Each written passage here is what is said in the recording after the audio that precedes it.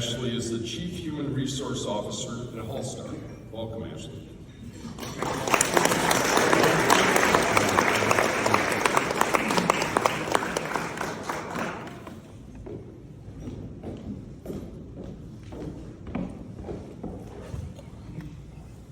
Good evening. My name is Ashley Gertz, and I'm the Chief Human Resources Officer at the Hallstar Company and Vice Chair of our Board of Directors. It's an honor to be speaking to you and reflecting on the impact made by SCI and by the newest recipient of your Chemical Industry Medal, John Caro, Hallstar's Chairman and CEO. John has always been a major champion of the Society of Chemical Industry and the role it plays in recognizing and encouraging great careers in the field of chemistry. He's proud to have chaired the board from 2020 to 2022, just as he is about his long service on the board of the American Chemistry Council, another organization near and dear to his heart. Considering John's leadership and advocacy within the chemical manufacturing industry and the fiscal success he has achieved at the helm of Hallstar, I wonder if any of you are thinking to yourselves, why was the CHRO chosen to deliver his introduction at this prestigious event? Why not Hallstar's Chief Financial Officer or President and COO? Both of these individuals are here with us this evening, and I can assure you that their introductions of John would be awesome and insightful. All of us on the senior leadership team work closely and collaboratively with John each and every day, and we have a first row seat to his words and actions. I bring this up only because the fact that a people officer is speaking tonight is significant when it comes to introducing John.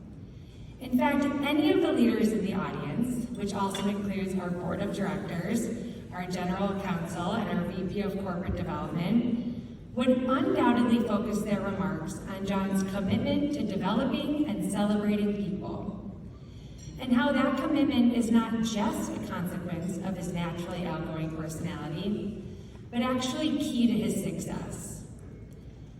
And his success is unquestionable.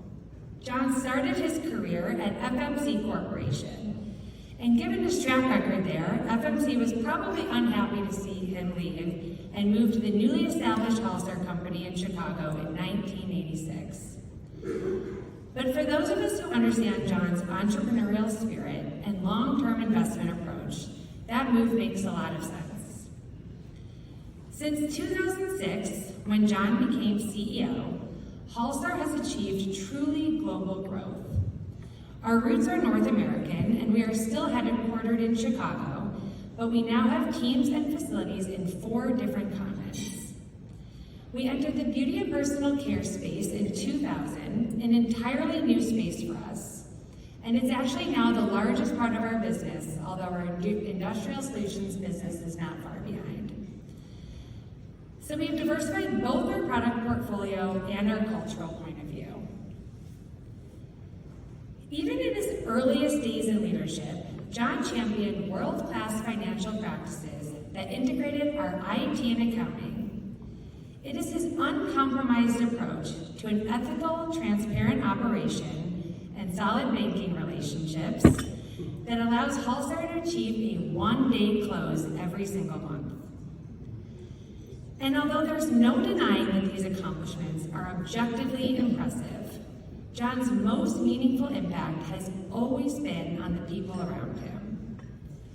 John has always been a true thought leader, and I believe way ahead of his time when it comes to his focus on culture and employee engagement.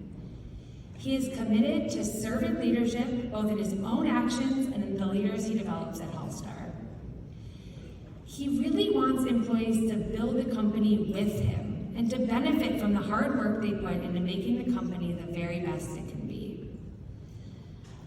Hallstar wants to know that our long-tenured employees can retire on their own accord and take care of their families. It's a big reason why, in addition to our standard 401k and benefits programs, Hallstar has always maintained a fully funded pension program, which is something that we're extremely proud of. We have an unparalleled employee shareholder program in place that has driven growth, retention, and engagement. Many executives have a favorite PowerPoint slide, and John is no exception to that rule. He loves to display the graph showing how our EBITDA has grown 387% since this employee equity initiative has started. Halstar's HR and finance teams run these employee programs with great passion, but there is no question that their existence originated with John's vision. When John talks to our board about his leadership team about meeting budgets, he always refers to it as getting our people paid, since the full achievement of a budget triggers a full bonus payout.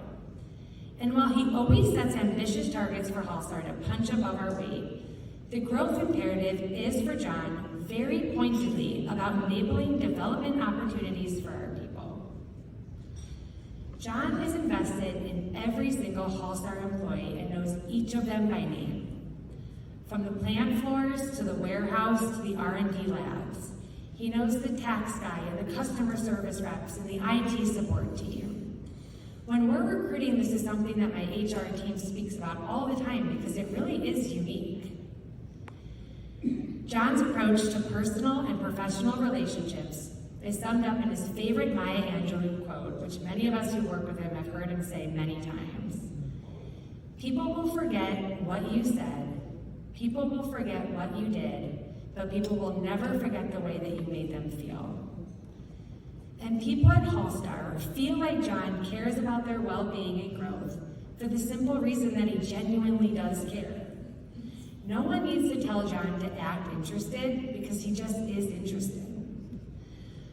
Of course, besides Maya Angelou, another great inspiration is Ted Lasso, a TV show John believes should actually be mandatory viewing for everyone. In one episode of that series, the Ted character shares this quote from Walt Whitman: "Be curious, not judgmental." Evidently, it's not really from Walt Whitman, but whoever originally said it, Ted repeated it, and that's actually just enough for John. It's a great aspiration, though, to approach interactions with curiosity and understanding and not judgment. And I don't know if anyone can pull that off 100% of the time, but I see John manage it more consistently than just about anybody else that I know. When I first started at Halstar just over 5 years ago, I was brought in to help with the reorganization of the company into 2 different business units. This was a result of Halstar's growth and the need to organize in a more strategic way around our beauty and industrial business. As part of that reorganization, we were thinking through some of the long-term succession planning for John, and we hired some Korn Ferry consultants to help shepherd us through this process. After interviewing employees all around the company, the consultants came back to the leadership team and said, "Listen, we have some good news and bad news for you. The good news is multiple people at this company said they would take an actual bullet for this man. The bad news is you have some pretty big shoes to fill here in terms of succession planning."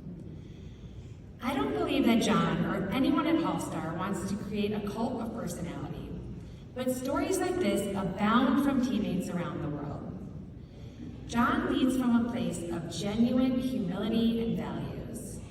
And in some ways, that does make succession planning more of a challenge. But it also gives us a unique advantage. The core values John has demonstrated have been imbued throughout Halstar, and we have seen firsthand the success that has resulted from his true passion for people. As the CHRO, I have always reported directly to John. He has been a mentor, a trusted advisor, and a sounding board.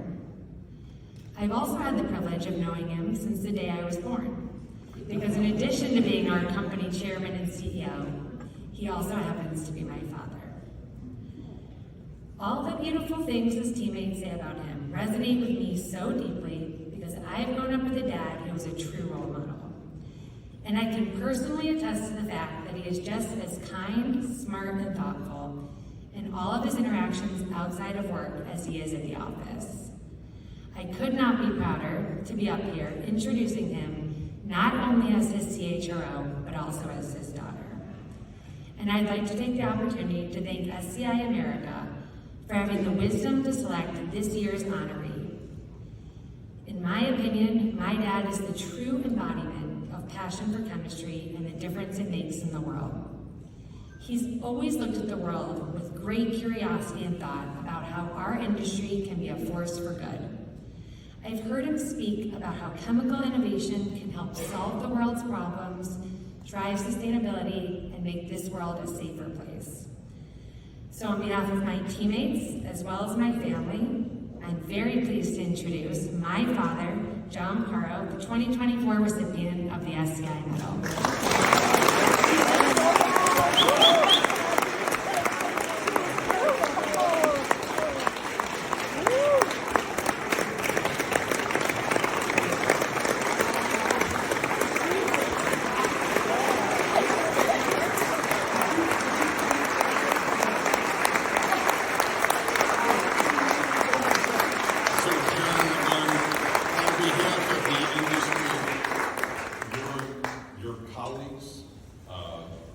And your employees, let me present the medal to you and thank you for everything you've done for the industry and to advance SCI.